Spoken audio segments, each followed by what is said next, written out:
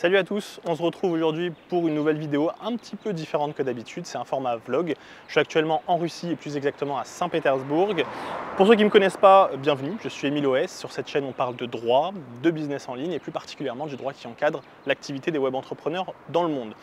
Pour ceux qui ne le savent pas, je suis moi-même expatrié en Estonie, à Tallinn, et il s'avère que l'Estonie est à 6 heures en voiture ou en bus de Saint-Pétersbourg, que ma femme est russe, et nous devions venir ici pour plusieurs raisons. Et vous êtes nombreux à me poser plein de questions sur la Russie, sur l'impact des sanctions, etc., pour comprendre comment ça se passe. J'ai pensé que c'était une bonne chose du coup de vous montrer ça directement en vidéo et aussi l'occasion de vous parler expatriation et notamment l'expatriation, les deux choses qui sont très importantes et que je vous répète, que ce soit dans les accompagnements, dans la formation ou même dans les vidéos YouTube, l'encadrement juridique et la continuité de votre business. Et en l'occurrence, en étant en Russie, je peux vous dire que la continuité de mon business est assez mise à mal. Donc je vais vous expliquer tout ça et puis en même temps, on va regarder un petit peu comment ça se passe ici. Sur ce, je vous dis à tout de suite et je vous laisse avec quelques images de Saint-Pétersbourg.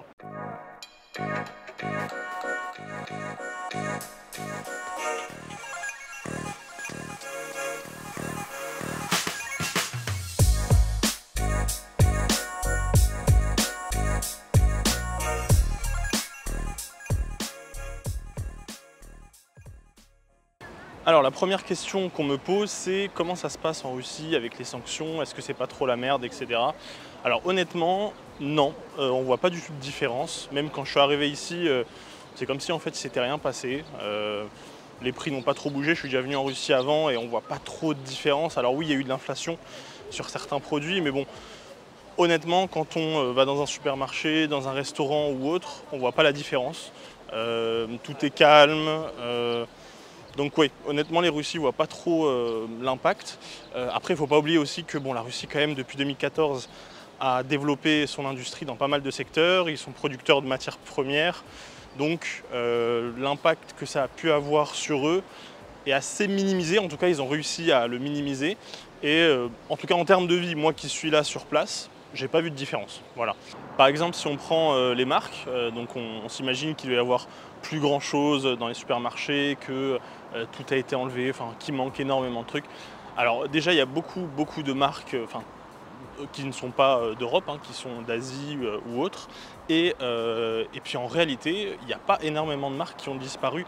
On retrouve quand même pas mal de bases. Hein. Je suis allé dans un supermarché, je vous montrerai les images. Et bon, globalement, on arrive à retrouver tout ce qu'on a besoin, en tout cas les besoins habituels. Je vous explique tout ça du coup en off sur le supermarché. Niveau fruits et légumes, tout est importé, surtout des régions du Caucase, genre Azerbaïdjan, Turquie, tout ça. Au niveau des produits, donc gâteau Saint-Michel, là par exemple, produits français, Milka.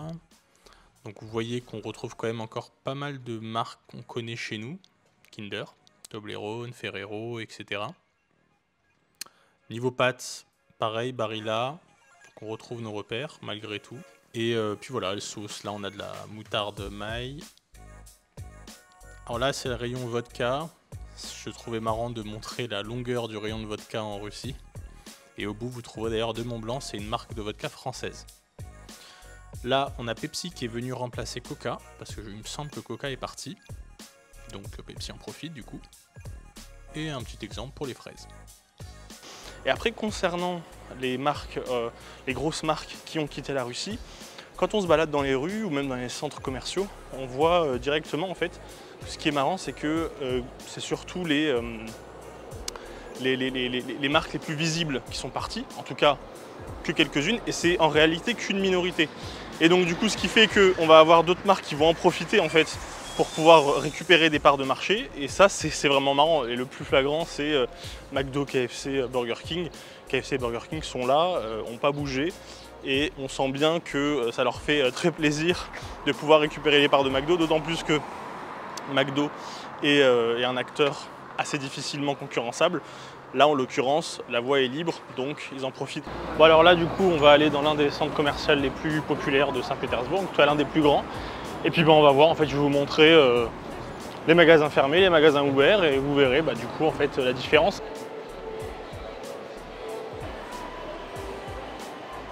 Alors il y a un truc étrange, c'est qu'il y a plusieurs magasins en fait qui sont ouverts, il y a tout qui est à l'intérieur comme s'ils n'étaient pas partis, mais c'est fermé. En l'occurrence, on a Sephora par exemple, que vous connaissez très bien.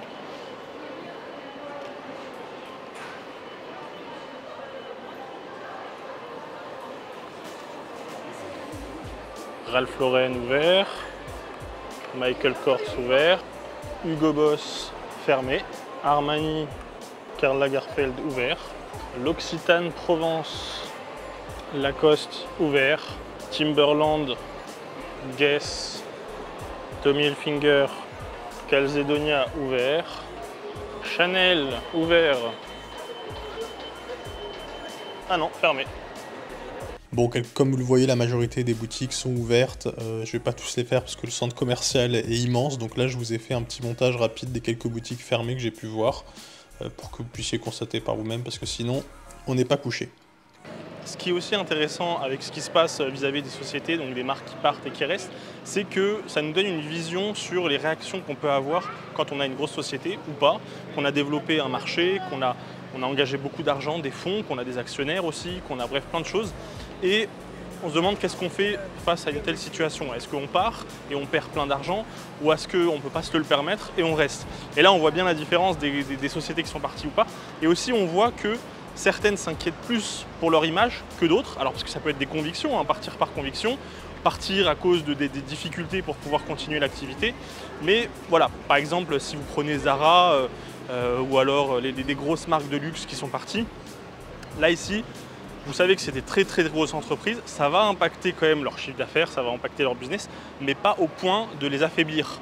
Alors qu'on va avoir d'autres marques concurrentes qui sont aussi très grosses, hein, mais qui sont un peu moins fortes, qui elles ont fait le choix de rester, parce que sûrement que déjà le fait d'essayer de concurrencer ces grosses marques, c'est compliqué, et du coup, si ils devaient quitter un marché comme ça et avoir beaucoup de pertes, ça les handicaperait encore plus. Or là, un acteur part. Du coup, là, en fait, ils ont une possibilité de rattraper, en tout cas de prendre des parts de marché. Et ça peut être un très gros avantage en termes de revenus. Donc voilà, donc je trouvais ça intéressant d'analyser ça et de voir en fait qui reste, qui part. De toute façon, je vous montrerai ça en images. Alors, il y a un truc aussi qui est très étrange avec Zara. C'est que si on s'approche, et ça c'est avec beaucoup de marques, hein, en fait, on voit que tout est encore installé à l'intérieur. Rien n'a bougé, alors là on voit pas trop parce qu'il y a la lumière, mais voilà, rien n'a bougé. Et donc c'est bizarre parce que quand tu pars d'un pays, en tout cas tu quittes un endroit, tu fais tes valises, tes cartons, je sais pas, tu pars, et ben là non, c'est comme s'ils étaient fermés, on était dimanche, c'était fermé et qu'ils allaient rouvrir bientôt. Donc je sais pas, c'est bizarre, je sais pas ce qu'ils attendent, peut-être qu'ils attendent que ça se calme ou pas. Et autre chose qui est encore très bizarre, c'est que en fait c'est qu'on peut quand même acheter Zara sur internet. Donc là, visiblement, on peut voir que c'est fermé, mais on peut quand même acheter sur internet, donc c'est un peu paradoxal. Alors je suis allé me renseigner un peu plus en détail concernant justement tous ces magasins fermés mais qui n'ont pas bougé à l'intérieur. Alors apparemment elles auraient fait des demandes pour avoir leur loyer prolongé avec une réduction de prix. Donc apparemment elles comptent bien rester pour l'instant et ont demandé à ce que le prix du loyer soit un petit peu moins cher pour qu'elles puissent en gros temporiser. Et concernant la revente sur internet, alors plus exactement en fait c'est sur les marketplaces. Donc les boutiques sont fermées en physique, mais on constate qu'en fait qu'on peut quand même acheter toutes ces marques là dans certaines marketplaces et on peut même retrouver des nouvelles collections. Donc voilà, c'est un peu paradoxal, mais voilà, je voulais vous montrer du coup en image ce que j'ai pu constater ici.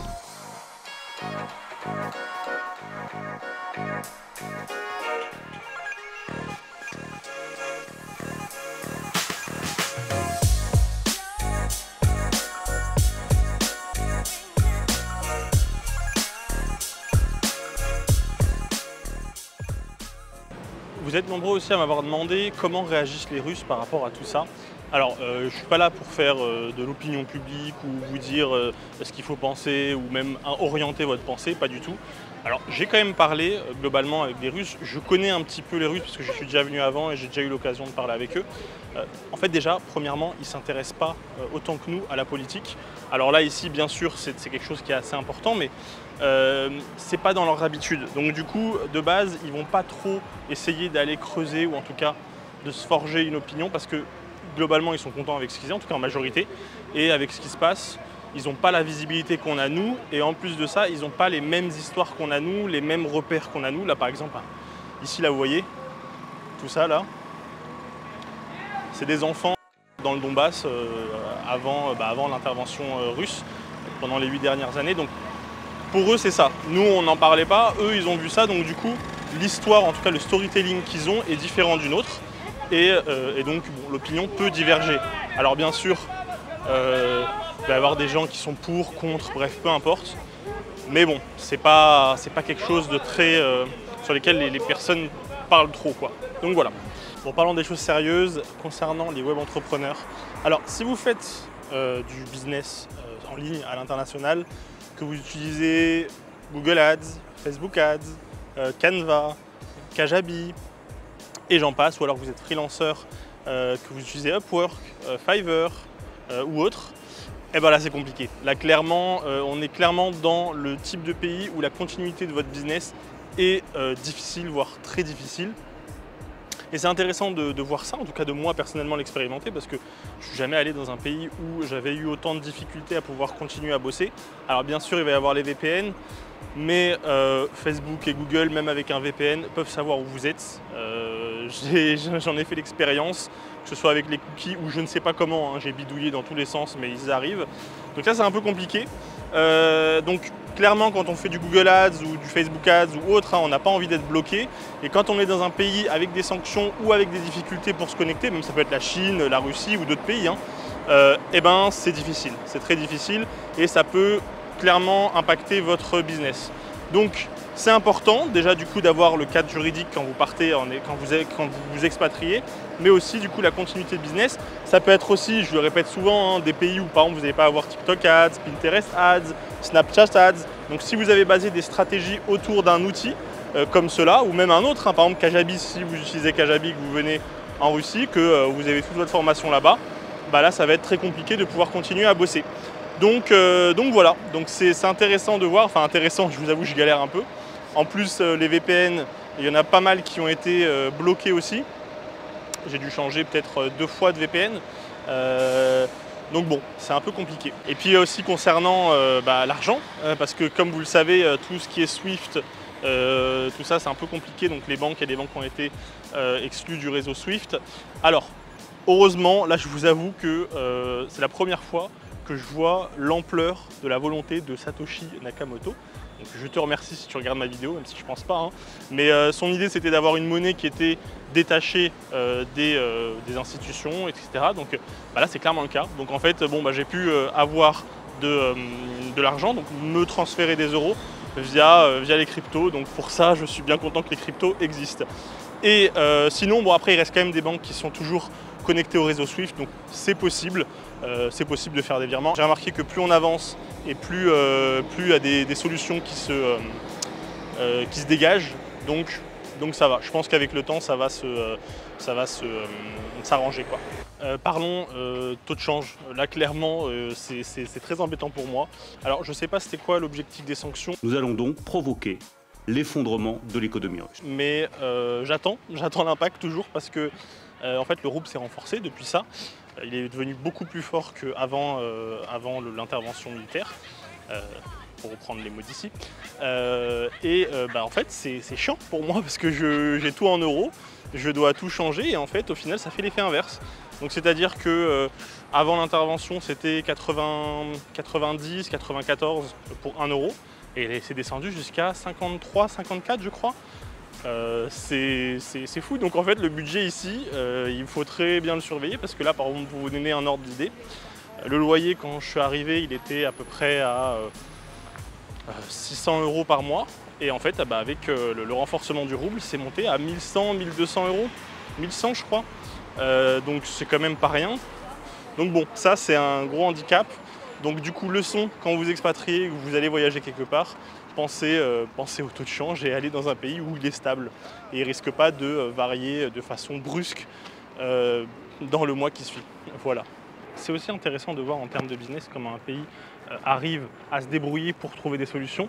Là par exemple depuis l'arrêt de Facebook Ads et les difficultés concernant Google Ads, même si c'est possible hein, toujours. Hein. Mais du coup, on voit en fait comment les entrepreneurs russes s'adaptent.